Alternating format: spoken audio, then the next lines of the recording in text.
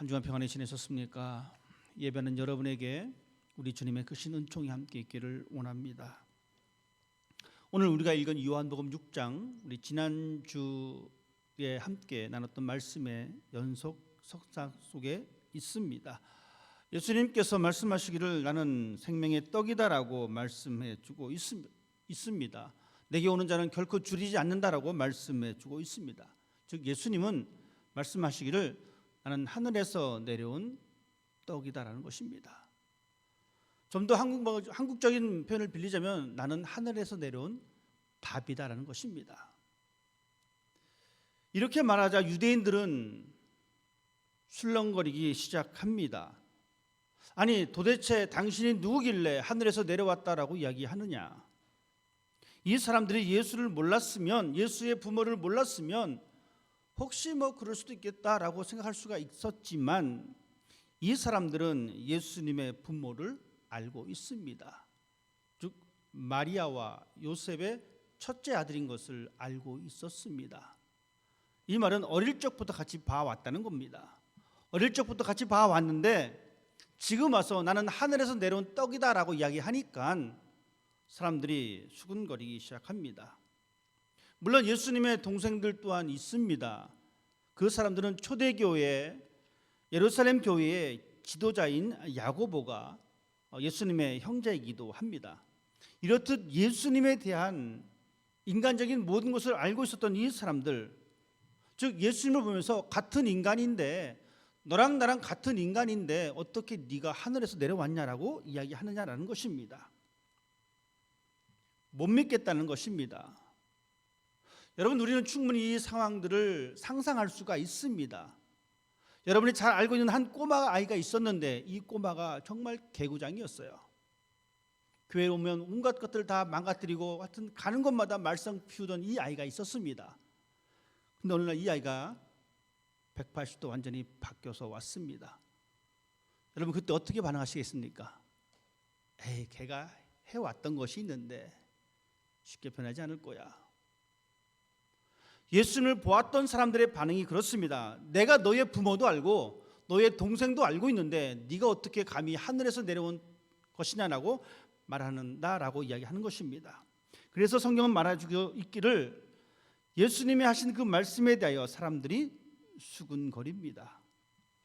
예수님께서 말씀하셨습니다. 너희가 왜 수군거리느냐? 수군대지 말라는 것입니다.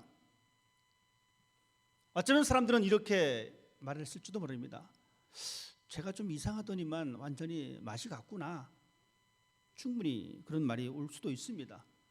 제가 뭔가 좀 하더니만 하나님의 이름을 덜먹거리고 하늘에서 내려왔다라고 정말 무지막지한 말을 하는구나 라고 말을 할 수도 있습니다. 자기가 뭔가 조금 했으니까 이제 좀 교만해졌겠구나 라고 이야기하실 수도 있습니다. 사람들이 수군거렸다라고 하는 이 단어에는 어떤 의미가 담겨져 있냐면 그냥 쑥덕거린 것이 아니라 이 단어가 포함하고 있는 의미는 이렇습니다. 불신앙과 불순종에 근거한 불평입니다. 이걸 가리켜 성경은 수군거렸다라고 한글 성경은 그렇게 기록해 주고 있습니다. 즉 유대인들이 예수님께서 하늘에서 내려온 떡이다라고 말을 했을 그때 당시에 그것에 대한 불신앙 감정을 가지고 불평했다라는 이야기입니다. 이 단어가 또 어디서 써져 있냐면 구약시대에 광야로 나왔던 이스라엘 백성들이 하나님에 대하여 원망하고 불평할 때 썼던 단어가 이 단어입니다. 즉 이 말은 이스라엘 사람들이 그들이 만난 하나님이 이 광야에서 정말 멋있게 짠 하고 나타날 줄 알았는데 아무것도 변한 것이 없습니다. 여전히 먹을 것도 부족하고 마실 물도 부족한 상황입니다. 그러니 이 사람들은 내가 생각했던 하나님과 다르다는 것입니다. 그래서 내뱉는 말들, 내뱉는 그 표정들, 행동들이 바로 이 수군거렸다, 불평했다라는 이 단어로 쓰여지고 있습니다. 이것이 그대로 적용돼서 예수님을 향하여서 사람들이 수군거립니다. 불평을 터뜨립니다. 당신은 우리가 생각하던 있던 메시아가 아니다라는 것입니다. 사람들은 실질적으로 먹을 수 있는 떡을 원했는데 예수님은 오셔서 하신 말씀이 그 떡 그것이 중요한 것이 아니고 다른 떡이 있다라고 말하니까 내 생각과 예수의 생각과 핀트가 맞지 않습니다. 그러니 내가 쉽게 말하면 이렇습니다. 내가 저럴 줄 알았어. 저 인간 뭐 좀 한다고 하더니만 결국 저러네. 바로 이런 표정입니다. 이런 뉘앙스입니다. 이렇듯 사람들은 예수님에 대하여 메시아에 대한 것에 대한 수군거립니다. 그리고 말합니다. 그러면 정말이지 네가 메시아라면 정확한 근거를 대라. 오병이어의 버금가는 그 기적을 보여달라고 예수님에게 이야기합니다.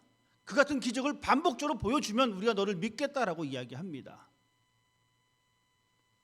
유대인들이 생각했던 메시아는 막강한 파워를 가지고 악한 세상을 정복하는 것이었습니다.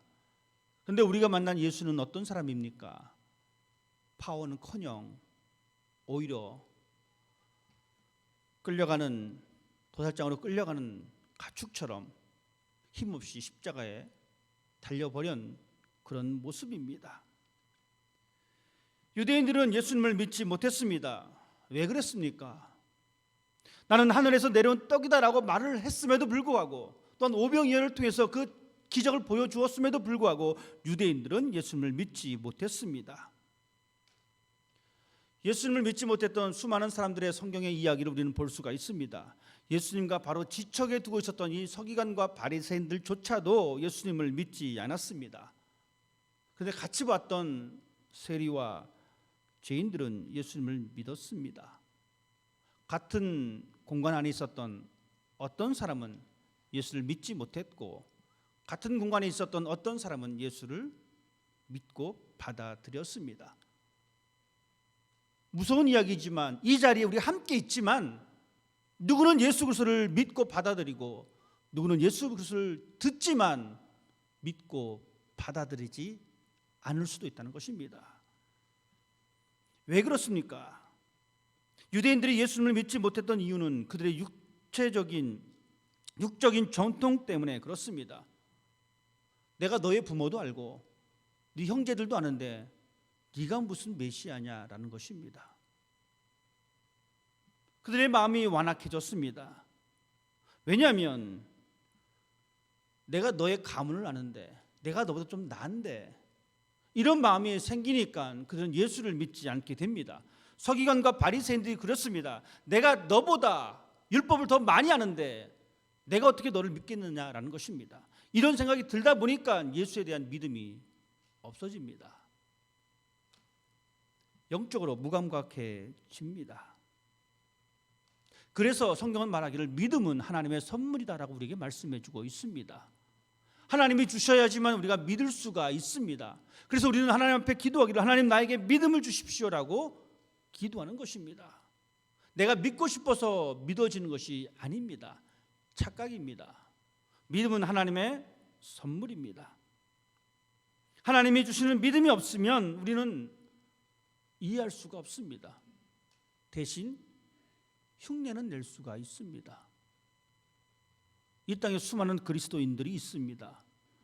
하나님께서 주시는 믿음이 없지만 그리스도인의 흉내는 내고 있습니다. 이것이 무서운 현실입니다. 이것이 어쩌면 우리의 모습일지도 모릅니다. 하나님이 나에게 주신 믿음이 없음에도 불구하고 나는 하나님을 믿는다라고 흉내내고 있을지도 모릅니다. 이것은 하나님만이 아십니다. 믿지 못하는 그들을 향해서 예수님은 말씀해 주고 있기를 하늘에서 내려온 이 빵을 먹는 사람은 죽지 않는다라고 말씀해 주고 있습니다. 이 빵은 예수 자신을 가리키고 있습니다. 예수님을 먹는다라는 것, 하늘에서 내려온 떡을 먹는다는 것은 과연 무슨 말입니까? 이 말은 예수와 내가 본질적으로 하나가 된다는 의미입니다. 우리가 음식물을 섭취합니다. 음식물이 우리 입을 통해서 섭취되어질 때 이 음식물과 나는 하나가 됩니다. 그래서 나는 이 땅을 살아갈 수가 있습니다. 삶의 에너지가 생기는 것입니다. 예수님께서 마지막 유월절 만찬 나누실 때에 떡을 떼시면서 우리에게 주셨습니다. 이것은 너희를 위한 나의 몸이다라고 주셨습니다. 이것을 받아 먹음으로 인하여 예수 그리스도와 하나가 됨을 말씀하고 있는 것입니다. 이 빵을 먹는 사람이 죽지 않습니다. 이 말은 다른 빵을 먹는 사람들은 죽는다는 것입니다. 예수님이 하늘에서 내려온 빵이신데 그 빵을 먹으면 살지만 다른 빵을 먹으면 죽습니다. 그래서 오늘 본문에도 예수님은 이 광야에서 있었던 이 만나의 사건과 예수님과 비교하고 있습니다. 광야에서 먹었던 이 만나를 먹고 모든 사람이 죽었다라고 이야기하고 있습니다. 이 광야에서 먹었던 만나는 누가 주었습니까? 모세가 준 것이 아니라 하나님이 주신 것입니다. 하늘에서 내려온 것입니다. 그런데 죽었습니다. 예수가 하늘에서 내려온 떡이고 그 떡을 먹은 사람이 죽지 않는데 다른 것은 죽습니다. 좀 더 우리가 쉽게 설명하면 이렇습니다. 우리가 좋은 음식을 먹어도 죽습니다. 좋은 집을 소유하고 있어도 죽습니다. 우리 모두는 죽습니다. 하지만 이 죽음은 우리에게 은혜입니다. 가끔 영화를 보게 되면 이 죽지 않은 사람에 대한 영화가 있습니다. 500년, 1000년 동안 죽지 않고 계속 살아 있어요. 이 사람의 소원은 뭐냐면 죽는 겁니다. 이 죽지 못해서 너무 괴로워하는 이 모습을 봅니다. 우리가 죽음을 두려워하지만 죽는다는 것은 또한 하나님의 은혜입니다. 왜냐하면 이 죽음 이후에 우리의 삶이 영원한 세상으로 변화하기 때문에 그렇습니다. 세상에 주는 떡은 죽습니다. 세상에서 소유할 수 있는 모든 것은 우리를 죽음 앞에서까지만 삶을 보장해 줍니다. 그 이유는 보장해 주지 않습니다. 이 말은 죽음 이후의 생명이 누구에 의해서 보장되느냐라는 것입니다. 이 땅에서의 죽음 이후의 생명의 보장은 예수 그리스도라고 예수님은 말씀해 주고 있습니다. 그래서 예수님은 말씀해 주고 있기를 죽지 않는다라고 말씀하고 있습니다. 생명의 떡을 먹는 사람은 죽지 않는다라고 말씀하고 있습니다. 바로 이 죽지 않는다는 것은 새로운 생명으로의 변화입니다. 이것을 예수님께서 보여주셨습니다. 예수님이 십자가에 달리셨고 새로운 생명으로 부활하셨습니다. 이것을 우리에게 말씀해 주고 있습니다. 죽지 않는다는 것은 죽음을 통과해 얻은 새로운 생명입니다. 모든 사람이 죽는 그 죽음을 통해서 얻는 영원한 생명으로의 변화를 예수님은 말씀해 주고 있습니다. 오늘 본 말씀 49절 말씀은 이렇게 우리에게 말씀해 주고 있습니다. 너희 조상들은 광야에서 만나를 먹었어도 죽었거니와. 예수님은 만나와 예수님 자신을 비교하고 있습니다.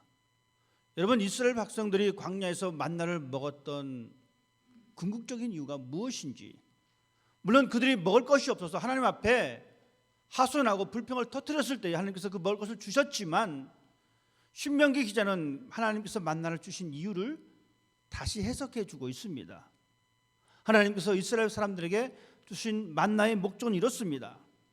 사람이 떡으로만 사는 것이 아니라 여호와 입으로 나오는 모든 말씀으로 사는 줄을 알게 하기 위해서 만나를 주셨다라고 말씀해 주고 있습니다. 이 만나를 먹은 사람은 죽었습니다. 왜냐하면 이 사람들은 이 만나를 먹으면서 하나님의 은혜를 기억하기보다는 과거에 저들이 누렸던 그 영화스러운 모습을 더 기억하면서 여전히 만족해하지 못하는 그 삶을 보여주었습니다. 또한 이들은 이 만나를, 하나님께서 주신 이 만나를 자신의 만족을 위해서 사용하였습니다. 자신의 필요를 채우기 위해서 만나를 사용했습니다. 이 만나를 하나님께서 우리에게 주십니다. 지금 우리에게도 하나님의 은혜로 우리가 만나를 먹고 있습니다. 이 만나는 우리 자신의 만족을 위해서 쌓아두는 만나입니다. 우리의 삶을 지탱하는 만나이기도 합니다. 우리의 삶을 지탱하기 위해서 우리는 돈이 필요하고, 우리의 삶을 지탱하기 위해서 우리는 주택도 필요하고, 모든 것이 필요합니다. 하지만 그 옛날 광야에서 그런 만나를 먹었던 사람이 다 죽었습니다. 우리 또한 마찬가지입니다. 우리가 이 세상에서 누리고 있는 이 모든 것들이 만나인데, 이 만나는 결국 우리를 죽음 이후의 세상으로 보장하지 못합니다. 이 땅에서의 필요한 만나입니다. 그래서 예수님은 말씀하시기를, 그때 그 만나를 먹은 사람은 죽었듯이 지금 너희들이 이 세상에서 찾고 챙겨가는 이 모든 만나는 결국 끝나지만 하늘에서 내려온 이 떡은 끝나지 않는다라는 것을 말씀해 주고 있습니다. 하나님께서 만나를 주시면서 이렇게 말씀하십니다. 너희를 시험하기 위해서. 이 만나는 하나님의 시험입니다. 사람들이 이렇게 불평합니다. 내가 배고파서 못 믿겠다, 하나님. 내가 좀 배부르면 하나님을 내가 믿겠다라고 이야기합니다. 그래서 하나님께서 그래? 배고파서 못 믿겠니? 그러면 배부르게 한번 먹어봐 하시면서 만나를 주셨어요. 그래서 사람들이 배부르게 먹었습니다. 여러분, 믿음이 어떻게 변했을까요? 잘 믿었을까요? 잘 못 믿었을까요? 배고파서 내가 배부르면 믿겠다라고 해서 하나님께서 배부르게 해 주셨는데, 배부르니까 옛날 생각나는 겁니다. 배가 좀 채워지니까 하나님을 좀 보는 척 하다가 하나님을 쳐다보지 않습니다. 이것이 구약의 역사예요. 여전히 그들은 하나님에 대하여 불신앙을 가지고 있었습니다. 하나님께서 그렇게 먹여주셨음에도 불구하고 그들은 하나님을 믿지 못하고 이제 우린 다 죽게 되었다. 괜히 우리가 여기까지 와서 다 죽게 되었다라고 이야기합니다. 여러분, 그 사건이 바로 12명의 탐정 사건입니다. 기껏 보냈더니만 10사람이 와서 무엇이라고 얘기합니까? 우리는 저 사람들하고 게임이 안 되는 사람들이야. 우리 이제 죽게 생겼어. 하나님의 은혜를 경험했음에도 불구하고 사람들의 외침의 목소리가 그렇습니다. 이것이 그 사람들의 잘못이 아니라 어쩌면 이 모습이 우리의 모습이 아닌지 우리는 우리 자신을 다시 한번 뒤돌아보아야 합니다. 먹을 것이 해결되면 내가 하나님을 나의 하나님으로 믿겠다라고 생각하기도 합니다. 내 병이 고쳐지면 내가 하나님을 더 열심히 믿겠다라고 우리는 이야기할 때도 있습니다. 좀 더 내가 부자가 되면 하나님을 더 잘 믿겠다라고 이야기할 때도 있습니다. 그래서 하나님이 우리에게 먹을 것을 주셨습니다. 그래서 하나님이 우리에게 건강을 주셨고, 그래서 하나님이 우리에게 편안한 삶으로 인도해 주셨습니다. 그런데 어떻습니까? 과연 지금 내가 그렇게 그 전에 힘들었을 때 외쳤던, 갈망했던 그 믿음을 그대로 가지고 있는지. 사람들을 만나다 보면 이런 얘기를 합니다. 내가 좀 더 벌면 교회에 나가겠습니다. 좀 더 건강해지면 내가 봉사하겠습니다. 지나다 보니까요, 그 말을 그렇게 지키는 사람들이 거의 없더라고요. 우리가 그런 존재입니다. 그래서 하나님은 우리에게 말씀하십니다. 그런 만나를 먹은 사람들은 죽는다. 하늘에서 내려온 이 생명의 떡을 너희가 먹어야 된다. 진정한 그리스도인들은 먹고 죽는 그 만나에 매달리는 것이 아니라 어떤 소유의 문제에 휘둘리고 사로잡혀 있는 것이 아니라 하늘에서 내려온 그 떡을 쳐다보는 사람이 되어야 합니다. 이것이 바로 진정한 그리스도인들의 모습입니다. 잠언 기자는 그래서 이렇게 고백하고 있습니다. 하나님, 헛된 것과 거짓말을 내게서 멀리하옵시며 나를 가난하게도 마옵시고 부하게도 마옵시고 오직 필요한 양식으로 나를 먹여 주옵소서. 이 말은 먹고 사는 문제에 매달리는 삶이 아니라 하나님만 매달리는 삶이 되게 해달라는 고백입니다. 하나님이 우리에게 주시는 모든 것들은 다 귀한 것입니다. 내가 누리고 있는 것들 다 귀한 거예요. 하지만 우리가 생각할 것은 그것보다 더 귀한 것이 있는데 그것은 바로 믿음으로 구원을 얻는다는 것이 가장 귀한 겁니다. 이것을 알고 있는 사람이 되어야 합니다.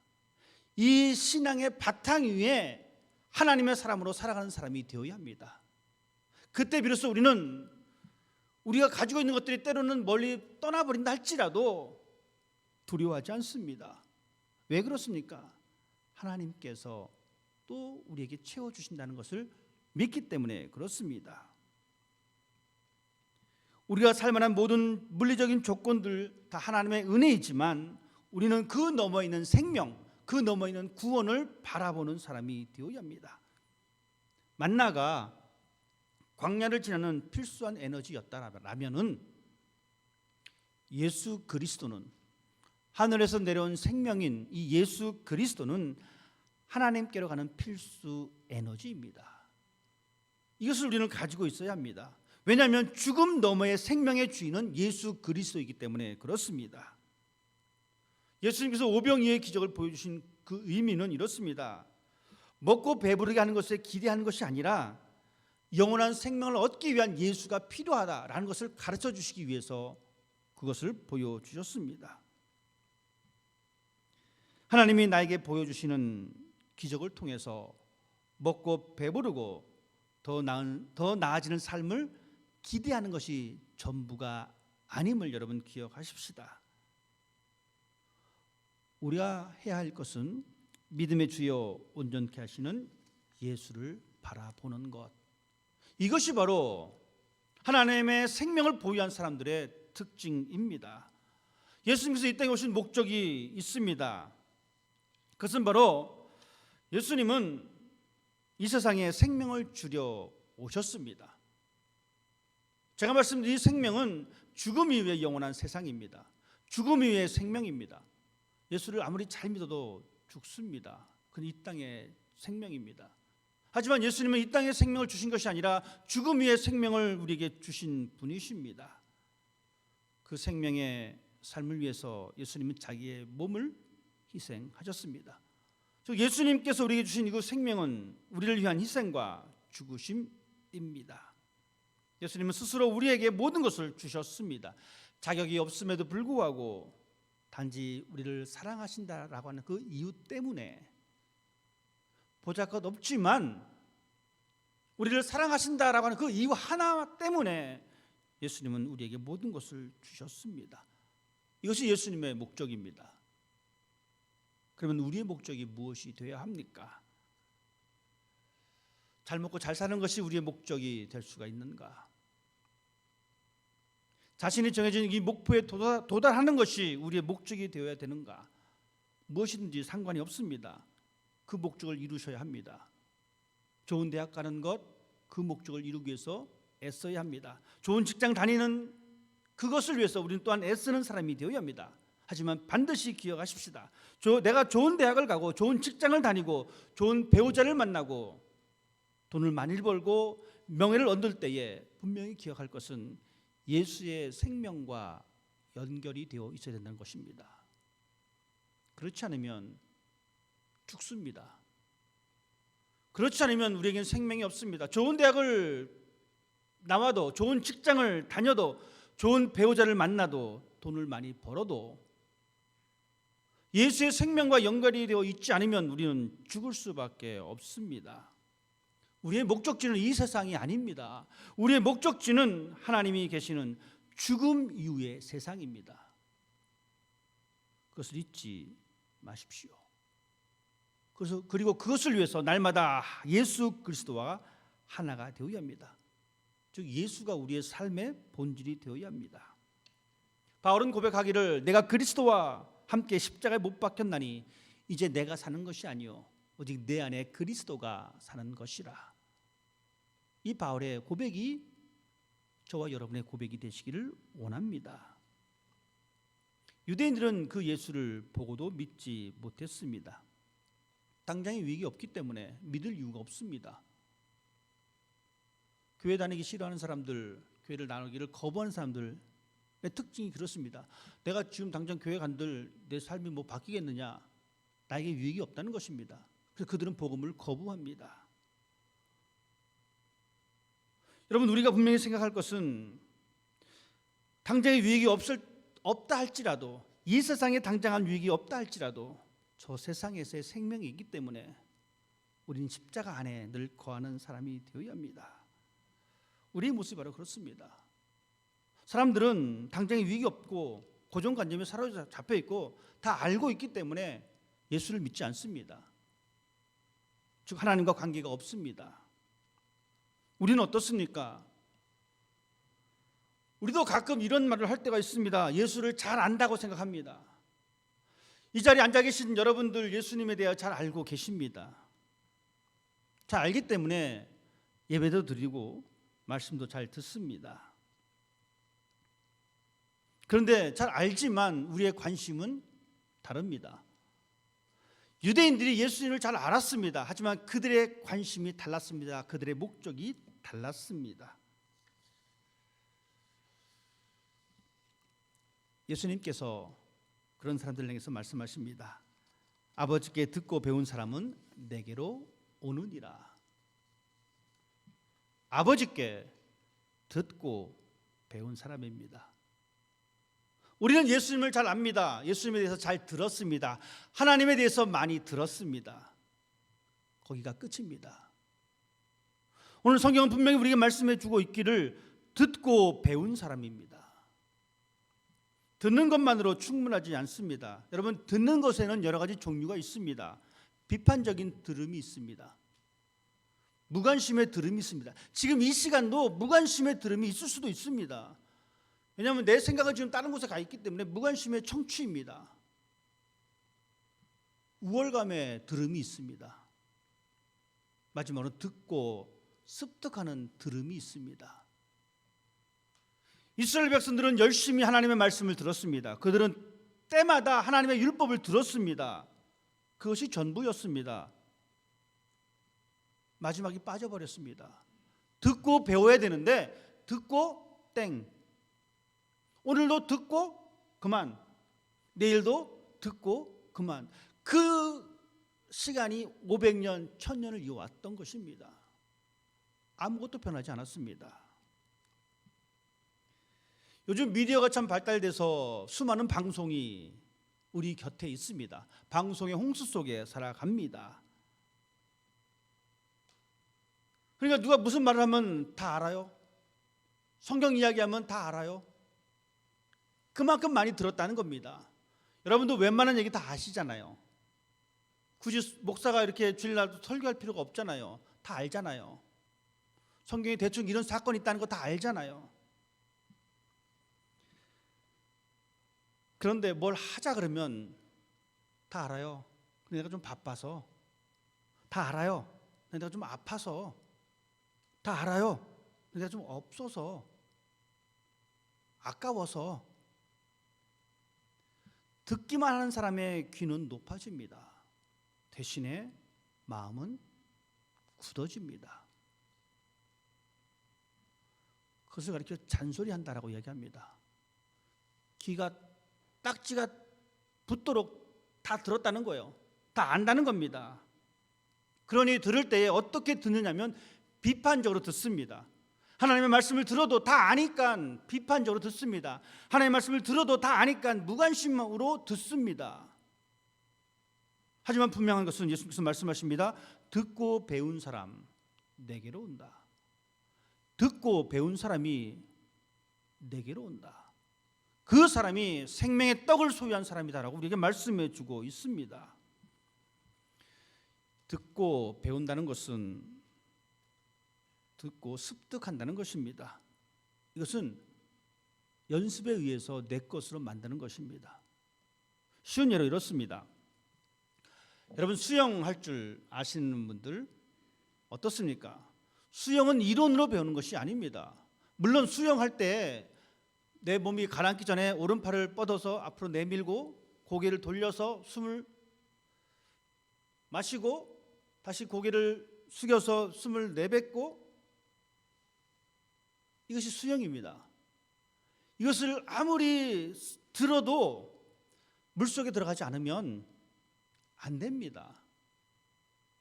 바로 이것이 신앙의 원리입니다. 우리가 하나님의 말씀을 듣습니다. 오늘도 듣고 아마 여러분 다음 주도 또 들으실 것입니다. 주중에 또 들으실 것입니다. 그 시간이 반복될 것입니다. 하지만 중요한 것은 무엇이냐면 그것을 내 삶을 속에서 연습을 해야 된다는 것. 사랑을 들었습니다. 그 사랑을 내 몸을 통해서 드러내는 겁니다. 섬김을 들었습니다. 그 섬김을 내 몸을 통해서 하는 것입니다. 듣고 배운 사람입니다. 그 사람이 예수님께 나옵니다. 구원은 모든 사람들에게 열려 있습니다. 하나님의 말씀은 모든 사람들에게 다 열려 있습니다. 하지만 그 말씀을 듣고 뒤돌아서는 사람이 아니라 듣고 배운 사람은 그 구원을 받습니다. 예수를 믿고 나가는 사람이 구원을 받습니다. 개인적인 결단이 그래서 필요한 것입니다. 예수님의 사랑을 연습하십시다. 예수님의 섬김을 연습하십시다. 예수님의 희생을 연습하십시다. 그래서 그 사랑과 그 희생과 그 섬김이 나의 것이 되어질 때에 우리는 비로소 이 땅에서 하나님의 생명으로 통하여 영원한 죽음 이후의 생명을 누리는 사람으로 우리는 살아갈 수가 있습니다. 하나님의 부르심에 철저한 개인적 응답이 요구되는 상황입니다. 이것이 바로 믿는 사람들의 해야 할 모습입니다. 교회는 모든 사람에게 열려 있습니다. 하지만 개인의 책임과 결단이 요구되는 것입니다. 예수님께서 분명히 말씀하십니다. 아버지께 듣고 배운 사람은 내게로 오느니라. 듣고 배울 수 있는 사람이 되기를 원합니다. 그 사람이 하늘에서 내려온 생명의 떡을 누리는 사람들입니다. 하나님께서 우리에게 주신 귀한 이 말씀을 여러분 기억하시면서 우리는 이미 하늘의 양식을 얻은 사람이며 하나님의 생명을 얻은 사람들입니다. 만나에 머물러 있는 이 세상을 두려워하지 마십시다.